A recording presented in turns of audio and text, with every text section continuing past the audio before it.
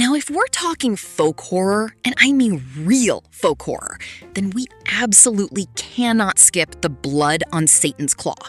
Released in 1971 and directed by Piers Haggard, this film is not just a horror movie, it's a piece of cinema history. And here's something that'll make horror fans sit up straight. This film is considered part of the unholy trinity of folk horror, alongside Witchfinder General and The Wicker Man. That's the company this film keeps. Let that sink in. Now let's talk about what this film actually is. Set in early 18th century rural England, the story begins when a local farmer unearths something deeply wrong buried in his field. A mysterious, deformed skull. Strange, unsettling, and the moment it's disturbed, everything starts to unravel. What follows is one of the most quietly disturbing things folk horror has ever put on screen. The corruption of the young. The village children begin to change. Slowly at first, then completely. And leading that descent is Angel Blake, played with genuinely chilling brilliance by Linda Hayden, a young woman who becomes the ringleader of a demonic cult, pulling the village's youth deeper and deeper into ritualistic violence and sacrifice, all in service of rebuilding a satanic entity from the ground up. And that's what makes this film so deeply unsettling, especially for modern audiences. It's not a monster jumping out of the dark. It's watching children skip church and pick up knives instead. It's the slow, creeping breakdown of an entire community's moral order. That's the horror. That's the rot setting in. The judge who eventually arrives to confront this pagan influence feels almost helpless against it, because by the time he gets there, the damage is already done.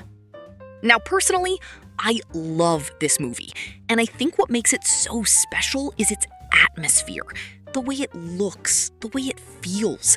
The visuals are genuinely gorgeous, rich, earthy, and deeply unsettling all at once. And its influence on modern folk horror is impossible to ignore. You can draw a direct line from The Blood on Satan's Claw to almost every great folk horror film made in the last 2 decades.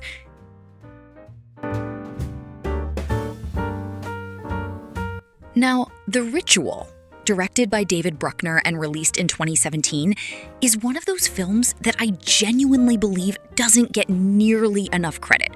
It's completely slept on.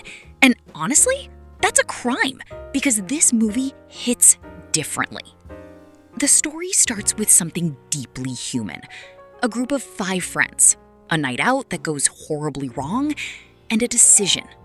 One single, cowardly decision that costs one of them their life.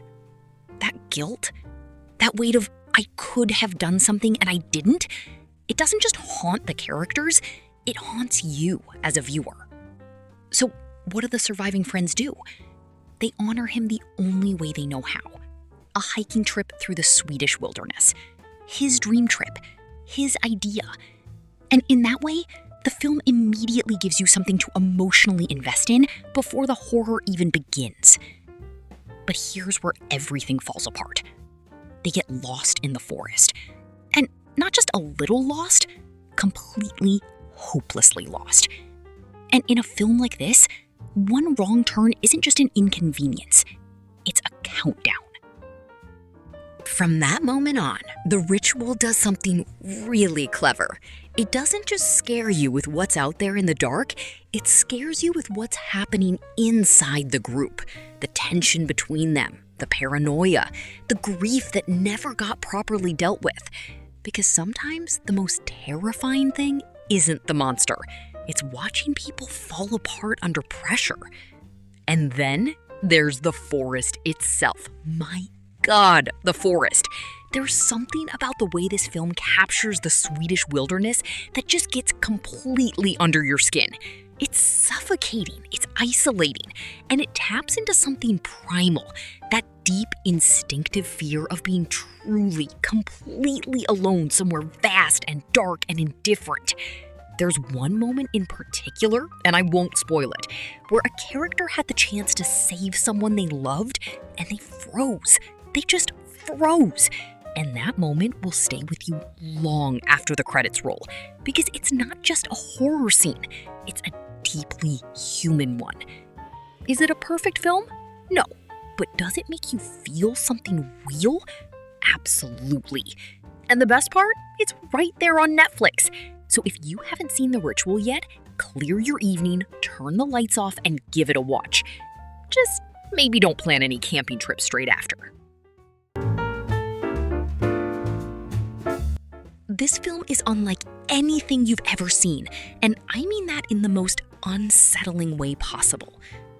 Because here's the thing about Midsommar that separates it from every other horror film: it is terrifyingly bright. No shadows, no darkness, no flickering lights, no jump scares hiding in the corner of the frame. Everything happens in broad daylight in a sun-drenched Swedish meadow with flowers in everyone's hair. And that relentless, almost suffocating brightness is exactly what makes it so deeply, deeply wrong.